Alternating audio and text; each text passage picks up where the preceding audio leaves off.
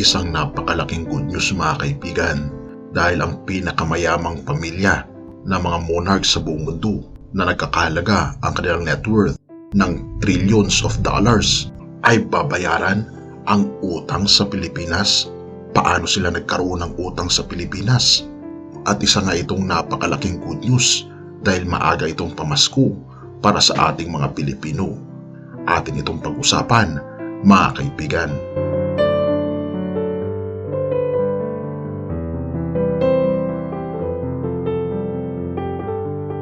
Asia-Pacific economies now face rising risk of physical shortages of fuel and food amid the Middle East war. Meanwhile, the International Energy Agency warns the world could face its worst energy crisis in decades due to the war in the Middle East. IEA chief Faith Birol described the situation as very severe. That warning also coming in the heels of Saudi Aramco, the world's top oil exporter, cutting crude supply to Asian buyers for a second month in April amid the the disruption in the Strait of Hormuz. Ang House of Saud ay ito ang pinakamalaking household ng pamilyang monarkiya ng Saud family na kinabibilangan ng hari ng Saudi Arabia na walang iba na si Crown Prince Mohammed bin Salman. At isa nga itong napakalaking good news para sa ating mga Pilipino mga kaibigan dahil ang pinakamayamang pamilya na mga monarkiya sa buong mundo na nagkakahalaga ng trillions of dollars ang kanilang net worth na nirerepresenta ni Saudi Crown Prince Mohammed bin Salman ay babayaran na ang utang nito sa mga Pilipino.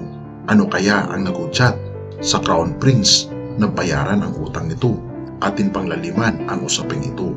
Ang Asia-Pacific Economic Cooperation o ang APEC Summit na nangyari sa Bangkok, Thailand ay isa sa mga napakahalagang pagpupulong ng ating Pangulong Bongbong Marcos dahil ito ang meeting sa mga mayayaman na mga businessman, mga leaders at monarchs na kinabibilangan ng halos mayayaman na mga bansa sa buong mundo. At isang napakalaking good news mga kaibigan dahil nangako si Saudi Crown Prince Mohammed bin Salman kay Pangulong Ferdinand R. Marcos Jr. na babayaran ng Kingdom of Saudi Arabia ang nasabing utang sa mahigit 10,000 na mga OFWs. Ngunit bago natin ipagpatuloy mga kaibigan ang topikong ito, atin munang talakayin ang bansang Saudi Arabia. Ano nga ba ang meron sa bansang ito at bakit napaka-espesyal na mga Pinoy sa bansang Saudi Arabia? Ang Saudi Arabia ay ang bansang pinakamalaking bansa sa buong Asya. Sinasaklaw nito ang Arabian Peninsula at may sukat na lupain na humigit kumulang 2,150,000 square kilometers o 830,000 square miles. Tinatayang aabot ang kabuuang bilang na mahigit 25.7 milyon ang populasyon ng Saudi Arabia at 5.5 milyon sa mga ito ay mga hindi tunay na mamayan ng bansa. Alam nyo ba na ito din ang pinakamalaking supplier ng langis sa buong daigdig na halos 90% ng kalakal na iniluluwas sa bansang ito ay langis at 75% ng kita ay napupunta sa pamahalaan ng Saudi. Napakalaki ng tungkulin ng langis sa buong mundo dahil ito ang nagpapagalaw sa mga makina at pabrika at higit sa lahat sa ekonomiya ng iba't ibang bansa. At ito ang ginagamit ng Saudi Arabia upang mapalago ang kanilang bansa at tinatayang sila ang isa sa mga pinakamayaman na bansa dito sa Asya. Ngunit hindi lamang ito ang makikita natin sa Saudi Arabia dahil napakarami ring magagandang mga tourist spots ang matatagpuan dito na talagang mapapawaw ka talaga sa mga ganda ng tanawin sa lugar na ito. At kung atin itong titignan sa mga litrato ay makikita natin na napakaganda pala talaga ng lugar na ito.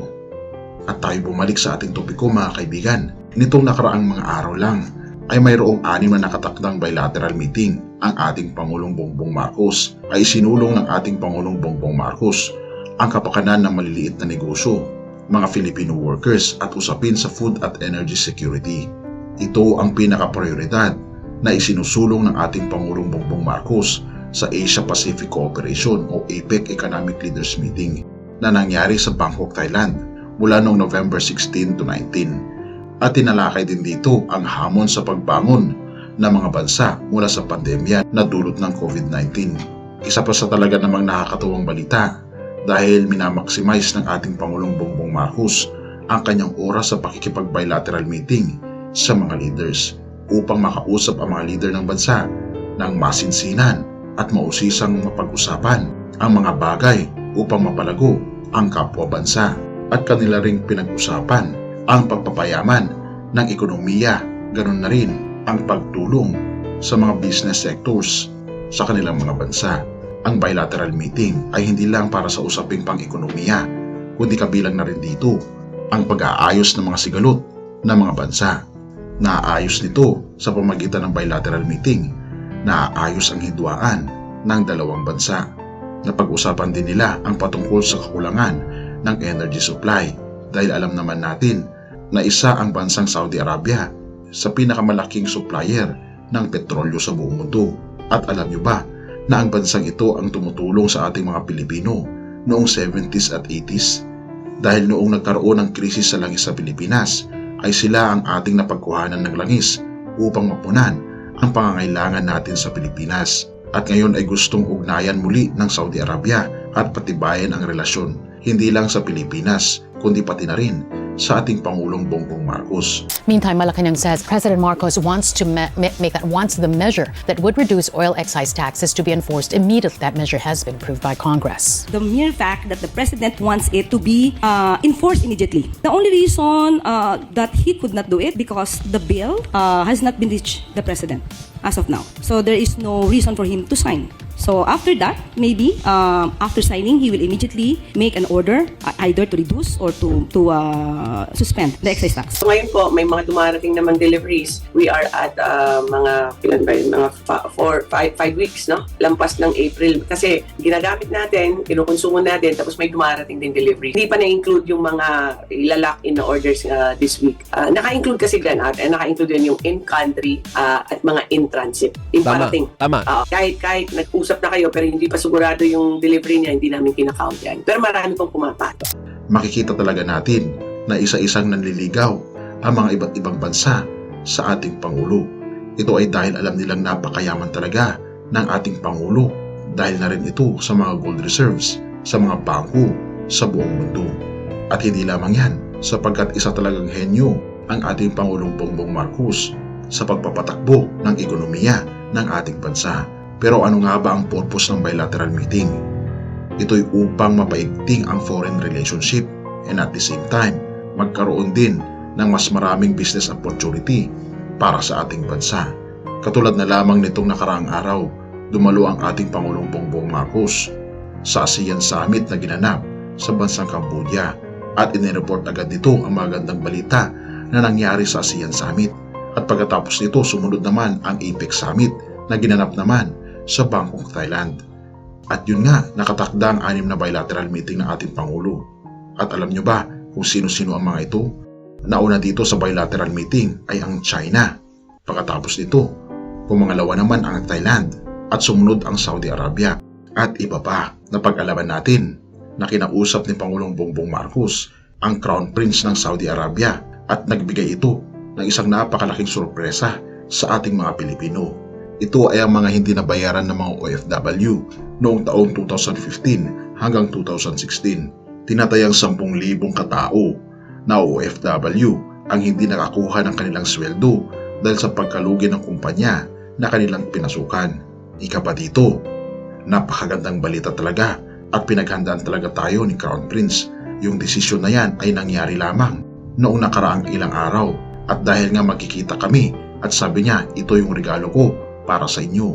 Ito ang pahayag ni Pangulong Marcos sa naging anunsyo ng Saudi Arabia. Sa kabilang dako naman, sinabi naman ng Department of Migrant Workers na ang nasabing pangako ng Kingdom of Saudi Arabia ay ang pambayad sa mga OFWs na hindi nabayaran ng kanilang mga sahod nang magdeklara ng bankruptcy ang kanilang mga kumpanya noong 2015 at 2016. The Crown Prince, His Royal Highness, announced and said that this was his gift. He really prepared for this, and this was an agreement reached by the Saudi government just a few days ago. Wika ni Department of Migrant Workers Secretary Susan Oble. Tinatayang nasa 4.6 billion o 2 billion reals ang umano'y dapat bayaran na sahod sa mahigit 10,000 OFWs ng Saudi Arabia. Ang mga hindi nabayarang back wages sa mga OFWs ay isa sa mga dahilan kung bakit nagpatupad ng deployment ban ng mga OFWs sa bansang Saudi Arabia. Pero alam nyo ba ang pinaka nakakapagtaka sa Crown Prince, kaibigan? Dahil balita na malapit daw talaga ito sa mga Pilipino. Paano nga ba ito nangyari? Well, alam naman natin na madaming mga Pilipino sa Saudi, kaya hindi maipagkakailang madaming mga kababaihang katulong ang namamasukan dito. Yes mga kaibigan, nagkaroon ng isang yayang Pilipina, ang Crown Prince ng Saudi Arabia, at ito ang nagsilbing pangalawang ina niya. Ito pala ang dahilan kaya pala malapit ang puso ng Crown Prince sa mga Pilipino dahil sa isang Pinay na tinatawag niyang Nani ang nag-aruga sa kanya simula noong bata pa ito. At isa pa sa napansin ko, katulad ng ating Pangulo, proud itong ipakita sa buong mundo ang kanilang tradisyonal na kasuotan. Katulad ng pagrespeto ng ating Pangulo sa tradisyonal na kasuotan ng mga Pilipino. Dito natin makikita na sobrang respetado talaga ng ating Pangulo at talagang pinagmamalaki niya na siya ay Pilipino sa pagsuot ng mga tradisyonal na kasuotan. At balik na tayo mga kaibigan sa ating topiko, kung ating makikita, hindi kaya kung bakit nais makipag-alyansa ng Crown Prince sa ating Pangulo at kung bakit niya binayaran ang mga utang na ito ay hindi lamang sa mga rason na aking binitawan kanina mga kaibigan, kundi hindi kaya nais umutang ni Mohammed bin Salman sa ating Pangulong Bongbong Marcos dahil isa rin siya sa nakakaalam ng mga ginto ng mga Marcos.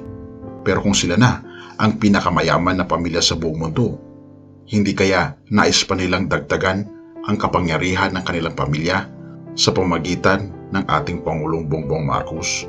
Ano ang masasabi niyo mga kaibigan sa topikong ito?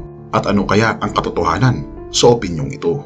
I-comment mo naman sa ibaba ang iyong saloobin mga kaibigan para malaman ko rin ang iyong kuro-kuro.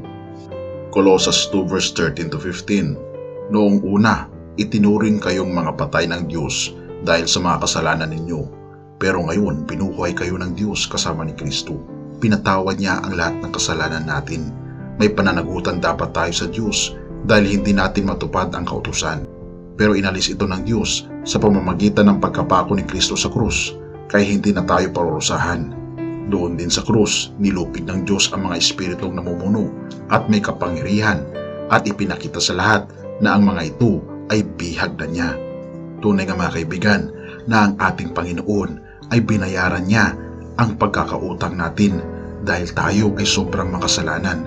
Ipinanganak na tayong makasalanan nang dahil na rin sa resulta ng kasalanan na nanaig sa ating mga pagkatao. Kaya naman mga kaibigan, tayo ay mamuhay sang-ayon sa ating Panginoon at mahalin natin siya. Isuko natin ang ating buong buhay sa Kanya sapagkat siya ang nagbigay sa atin ng pangalawang pagkakataon upang sa ganun manahin natin ang buhay na walang hanggan. Purihin ang Diyos sa Kanyang ginawa sa atin at dahil sa Kanyang walang hanggang pag-ibig ay binayaran niya ang ating mga kasalanan. Kaya nga naman may utang na loob tayo sa ating Panginoon na ating isuko ang ating buong puso, ang ating buong buhay sa Kanya mula ngayon at magpakailanman. Purihin ang Diyos at salamat kaibigan sa iyong panonood. Bago natin ipagpatuloy kaibigan, siya nga pala ang Great Controversy na isa sa mga pinakakontrobersyal na libro dahil tumutukoy ito sa mga propesiya sa libro ng Daniel at Revelation na nagaganap na sa panahon natin ngayon bago ang pagdating ng ating Panginoong Diyos ay pinamimigay na namin ng libre sa pamamagitan ng PDF. At ito ay nasa limited lamang na panahon kaya i-click mo sa description sa baba upang ma-avail mo kaibigan ang napaka-importanteng libro ito na magbubukas sa iyo sa mas maliwanag mong hinaharap. Purihin ang ating Panginoong Diyos at tayo magpatuloy.